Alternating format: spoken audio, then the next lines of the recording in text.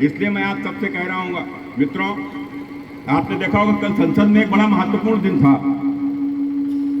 इतना महत्वपूर्ण दिन कल संसद में था कि वहां के ऊपर वंदे मातरम के ऊपर वहां पर चर्चा हो रही थी। वंदे मातरम, अब ये वंदे मातरम क्या है? वंदे मातरम हमारी आजादी का वो गीत है जिसको गाकर न जाने कितने नौजवान असमय फांसी के ऊपर चढ़ गए।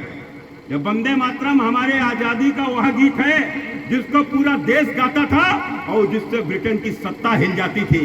वंदे मातरम या वह गीत है जिसको गाकर इस देश को आजादी मिली है और उसके 150 साल पूरे हुए। और 150 साल जब पूरे हुए तो संसद में उसकी चर्चा हो रही है। और चर्चा किस बात पर हो रही है? आपने यदि प्रधानमंत्री श्री नरेंद्र मोदी जी के भाषण को कल सुना होगा, और यदि न सुना होगा तो एक बार वो 10, 12, 15 मिनट का भाषण है, उसको जरूर सुनिएगा।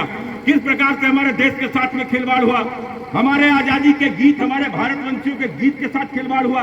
अरे वंदे मातरम माने हम भारत माता की वंदना करते हैं, हम भारत माता की स्तुति करते हैं। और यह वंदे मातरम हम क्यों बोलते हैं? क्योंकि हमें भारत से प्रेम है, हम राष्ट्रवादी हैं। केवल इसलिए नहीं बोलते, बल्कि यह धरती जो भारत जिसको हम धरती कहते हैं, यह धरती जिसको हम माता बोलते हैं, यह हमें अन्न देती है, जल देती है, हमारा जीवन ही इस धरती के कारण है, इसलिए हमारी यह माता है। और भगवान राम ने कहा है, जब उनको लंका जीतने के बाद उनको लंका में रोका गया तो भगवान राम ने क्या कहा?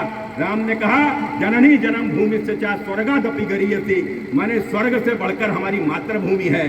तो जो हमारी मातृभूमि है वही हमारी धरती है और वही हमारी माता है और यही हमारा नाता है। और इसी के लिए आज इस देश के कितने ही लोगों ने अपने प्राणों के बलिदान दिए। और वह वंदे मातरम जो गीत था, जो सुजलाम सुफलाम मलयज शीतलाम सच्च श्यामलाम, वह केवल 4 लाइनों तक सिमट गया। बाकी लाइनें उसकी गोल कर दी गई। वह गोल क्यों कर दी गई? उसमें चूंकि उसमें माँ सरस्वती की वंदना है, वह गोल इसलिए कर दी गई क्योंकि माँ भवानी की वंदना है। वह गोल इसलिए कर दी गई कि उसमें दुर्गा माता की वंदना है। इसलिए उस देश में उस समय पर मुस्लिम लीग ने उसका विरोध कर दिया।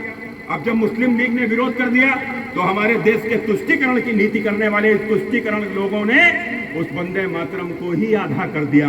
अब जब वंदे मातरम आधा हो गया तो फिर तुम्हारा देश भी आधा हो गया, क्योंकि वह तुष्टीकरण वाले लोग रुके नहीं, उन्होंने वंदे मातरम को तुड़वा दिया और फिर तुम्हारे देश को भी तुड़वा दिया।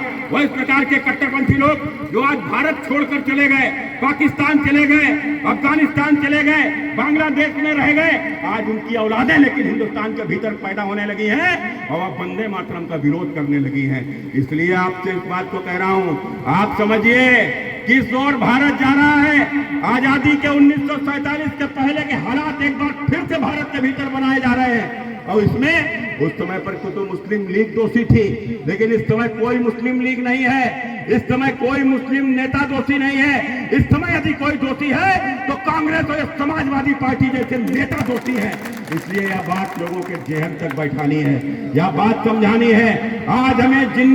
आज हमारे बीच में कोई जिन्ना नहीं है और कोई जिन्ना हो भी नहीं सकता, लेकिन हमारे भीतर जो जिन्ना पैदा हो रहे हैं इनसे हमारी पीढ़ियों को सावधान कराने की आवश्यकता है।